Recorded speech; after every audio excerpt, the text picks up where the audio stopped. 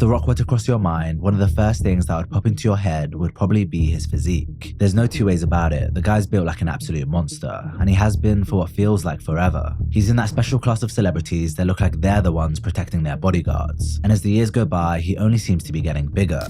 To the trained eye, this is very suspect, but to the layman, it may not ring any alarm bells. After all, it's well known The Rock is extremely dedicated to bodybuilding. One look at his social media accounts would tell you that, as they're full of videos of him working out, and his diet and exercise regime are often the topic of discussion in his interviews. So to many, his physique may just seem like the product of hard work, but when you take a closer look, that becomes very difficult to believe. This is Dwayne "The Rock" Johnson at 15 years old. Even at this age, you can see he was a pretty big guy, and he clearly had some of the hallmarks of great bodybuilding genetics, such as wide clavicles and a narrow waist. Fast forward to 1995, and we can see Dwayne playing football for the Stampeders in the Canadian Football League. At this point, he'd already filled out, and it was clear he was genetically gifted, not only in his ability to put on size, but also his athleticism. This was perhaps no surprise, as The Rock's dad was also a genetic outlier. Unfortunately, The Rock's dreams of making it to the NFL didn't pan out, so instead he pivoted into professional wrestling, following in the footsteps of his father, who was a pro wrestler for 27 years. We have a lot more photos of his physique from this era, and we can see it was really solid. He was very muscular and imposing, although he was carrying quite a bit of body fat.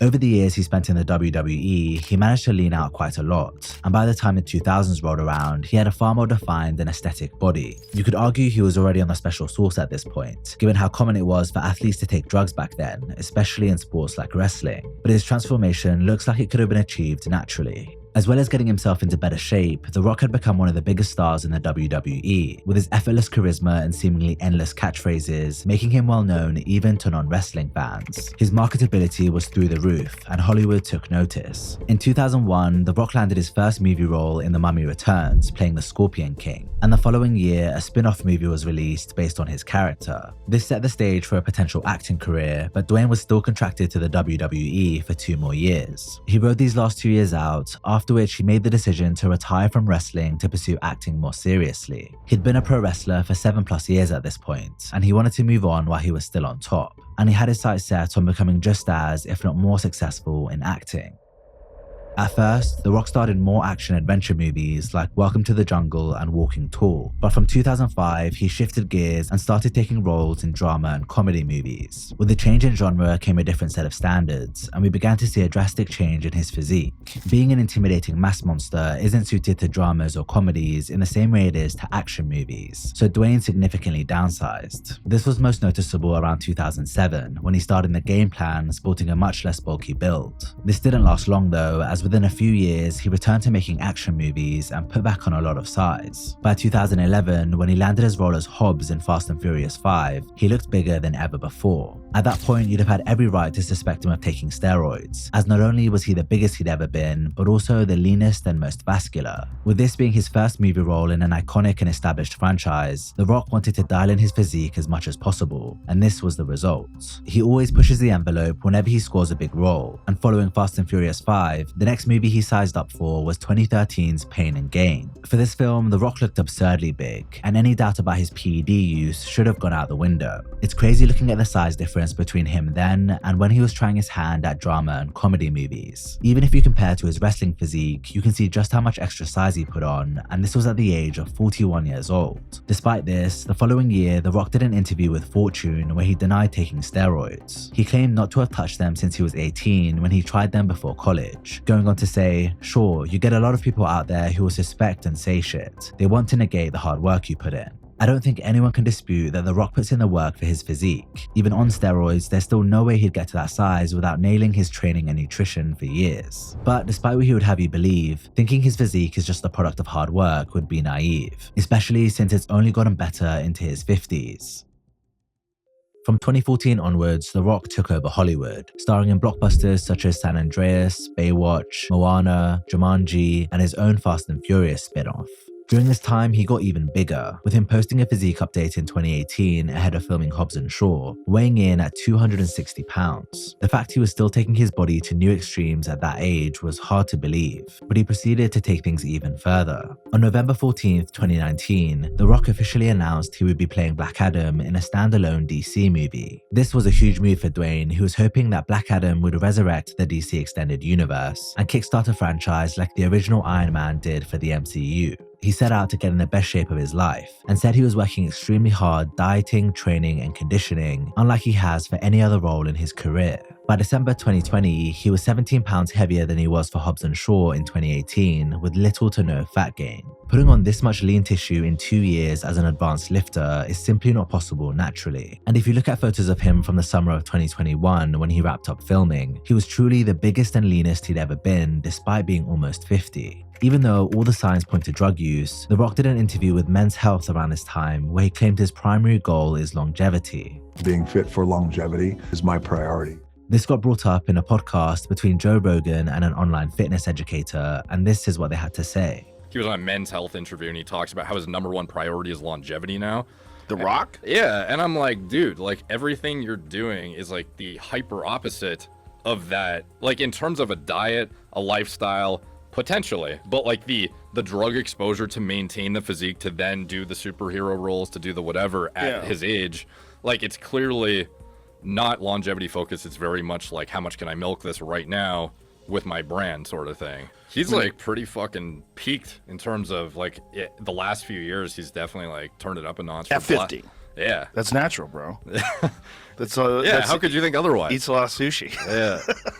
There's not a chance in hell he's clean. No. Not a chance in hell. As big as The Rock is, at 50, he's so massive and he's so different than he was when he was 30. Being accused of using steroids on the biggest podcast in the world isn't great for one's public image, but The Rock's reputation took a much heavier hit later that year following the release of Black Adam.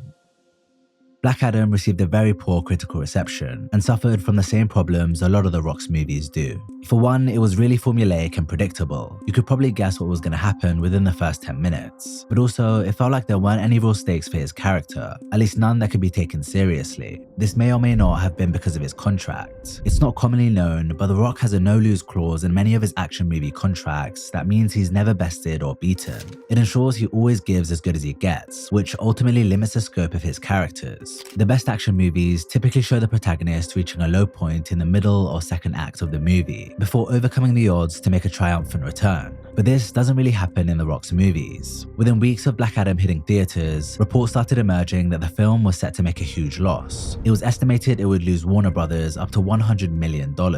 This was shocking news, but just days later, Deadline published a report asserting that Black Adam would actually turn a profit. And later that same day, The Rock came out with a tweet in support of the article saying, "Waited to confirm with the financiers before I shared this excellent Black Adam news. Our film will profit between 52 and 72 million. Fact. At almost 400 million worldwide, we're building our new franchise step by step for the DC future."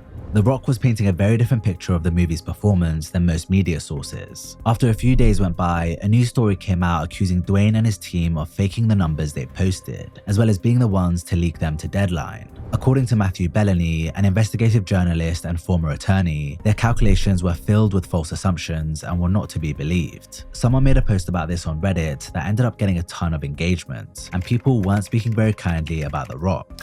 You know, I would respect Dwayne more if he just admitted his failure and said, "I tried something, it didn't work out or make as much money as I hoped. But thanks to the fans that did go out to see it. Not everything you set out to do always works out." Now it just looks like Dwayne has a fragile ego and can't even own up to failure. I don't think this will dramatically impact his career going forward, but I lost any respect for him, honestly. Black Adam underperforming will hopefully be a wake-up call to him to change his formula and do something drastically different going forward. People have gotten tired of seeing him do the same old shit. Shortly after this drama, The Rock posted on Twitter confirming that a Black Adam sequel would not be happening. After a string of failed movies, leadership at DC Studios decided to revamp the universe, and a Black Adam sequel didn't make the cut. As well as The Rock, other famous actors were let go, including former Superman Henry Cavill.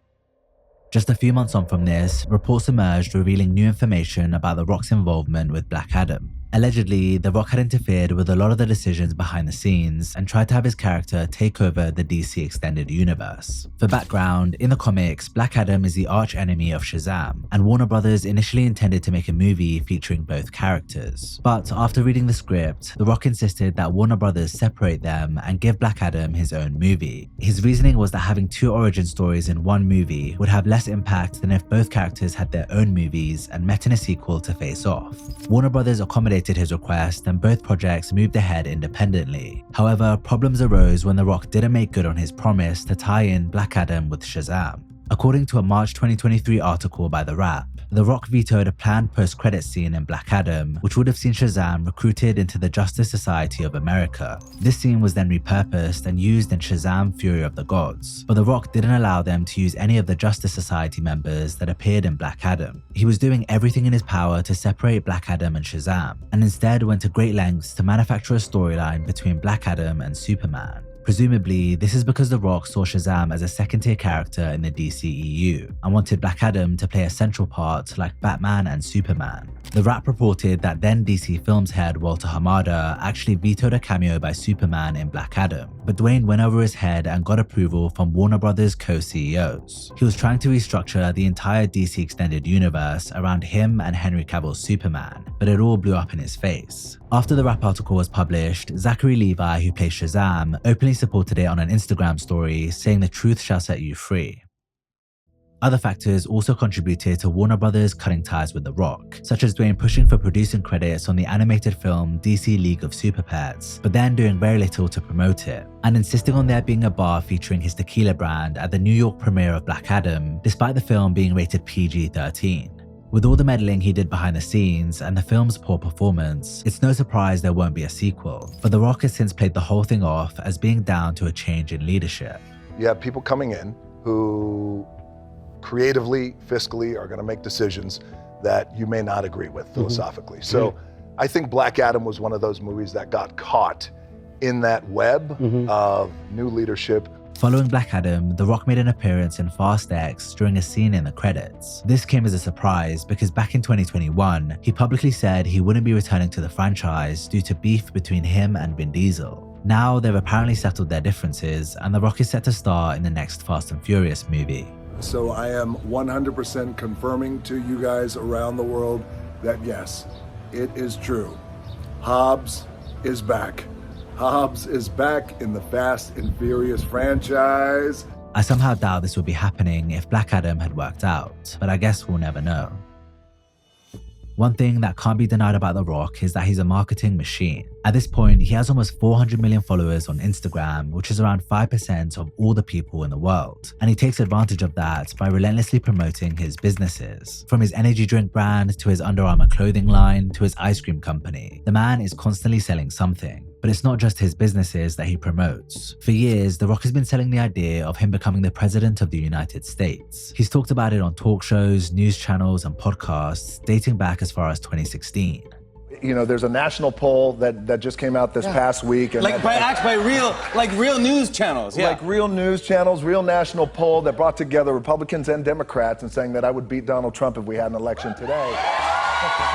More recently, in early April 2021, he shared another poll on Instagram and Twitter in which 46% of Americans said they'd support him if he ran for president. He said, "Not sure our founding fathers ever envisioned a 6'4", bold, tattooed, half black, half Samoan, tequila drinking, pickup truck driving, fanny pack wearing guy joining their club. But if it ever happens, it'd be my honor to serve the people." In interviews, The Rock would often frame running for office like a duty or responsibility he'd take on for the people, not as something he'd necessarily choose for himself. If this is what the people want, then I will do that. But when you see things like him releasing his own TV show where he plays himself running for president, it makes it look like it's something he wants for himself. What better accolade than becoming the leader of your country, right? Whatever his motivations, The Rock doesn't strike me as someone who would do well in a position like that. For one, he has no record of public service, so he'd be out of his depth from a technical standpoint. But I'd also argue he just doesn't have the temperament for it. The Rock comes across like a guy who wants to be liked by everyone. He rarely says or does anything that might be divisive, and whenever he does, he immediately backpedals and apologizes. Take the recent controversy surrounding the Maui wildfires. The Rock partnered with Oprah to create create a fund to support the people impacted by the deadly fires. They started the campaign putting in $5 million each from their own pockets and made a video inviting others to donate to the cause. We have created the People's Fund of Maui that will put money directly in the hands of the people who need it right now. So if you send a donation, just click where you see below and send a donation. That money is going to go to one of many residents who have been displaced in Maui. They were doing a good deed, so neither of them anticipated what would come next. In response to the video, they got a torrent of backlash, with people commenting things like, "This is so ironic, a billionaire and a millionaire asking you to donate your money. Math ain't mathing with this one. You guys literally have so much money. You can donate it and make it back within a year." Oprah did an interview where she pushed back on these comments, saying, "All the online conversations, being slammed, lies, conspiracy theories, really took the focus off of what was the most important thing, and that was the people of Maui." Whereas The Rock took the opposite approach. When we first launched the fund, there was some backlash that came with launching the fund, and I want to address and acknowledge that backlash right now. And here's what I have to say about that. I get it, and I completely understand, and I could have been better, and next time I will be better. He went on to sympathize with people living paycheck to paycheck who may have been offended by his request for donation. You might respect how he handled this or think he was being soft, but either way, it shows The Rock really doesn't like appearing like the bad guy, at least not publicly, and there are other examples of him handling situations in the same way.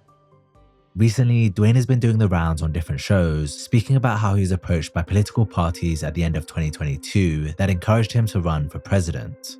I got a visit from the parties asking me if I was going to run and if I could run. Wow. And it was a big deal, and it came out of the blue. Wow. And it was one after the other. And they brought up that poll. They also brought up their own deep dive research and data that would prove, should I ever decide to go down that road, You would be a real contender. Yeah. But because he's currently focused on raising his young family, he decided to put it off. Without a doubt, as president, The Rock wouldn't be able to please everyone, and I'd say a significant percentage of the population would inevitably end up disliking him. He'd be forced to take stances on polarizing issues, something he currently avoids like the plague, and in doing so, he'd alienate people who hold differing beliefs. One of, if not the only time we've seen him stick his neck out was when he endorsed Joe Biden during the 2020 presidential election. This took a lot of people by surprise and likely made a big impact on Biden's campaign. But during a recent appearance on the Joe Rogan Experience, The Rock didn't even stand behind that. I have friends who support Trump. I have friends who support Biden. I have friends. Do you really have friends who support Biden? I do. Come well, on. No. Here's what I do. I have friends. Thank you. That's a good check, because that's important. This is important context. They support the Democratic Party. I have friends who are loyal to the party. Yes. It's like he's terrified to offend anyone, and after watching this episode of JRE, Patrick Bet-David gave his take on The Rock on his podcast. And the way he was talking about running for office, a lot of my friends on both sides, it's kind of surreal. How did I go from being a regular guy to now people are asking me to run for office and all this stuff? It's very surreal. It's very surreal. No, it's not surreal, Rock. DJ, you got a couple 100 million followers, man. You're the most recognizable face on earth. I think he was 57% of people worldwide recognize his face. Of course. Minus like a couple countries. He's got the highest rating. But brother, if you want to go in this space, you have to take a position. You do. Vanilla's not going to get you into the White House. So a lot of things that people were talking to him about, they're like, well, I don't know about that. I don't know about that. I don't know about that. I don't know about that, right? It was like either he does or he doesn't want to give his opinions on it. To me, he doesn't give me the feeling of a guy that doesn't know about that. I get the vibes from Rock that he knows. He knows enough to have an opinion on it, and he's logical enough to take a position. But does he want to? That's the question. Given how concerned The Rock appears to be with his public image, there may be some truth to this. Overall, I think the universal love for The Rock has started to falter recently. He's being called out more and more often, and rightly so. With the dishonesty around his physique, all the controversies surrounding Black Adam, and his transformation into a walking, talking advertisement, it doesn't come as a surprise that a lot of people don't look at him the way they once did.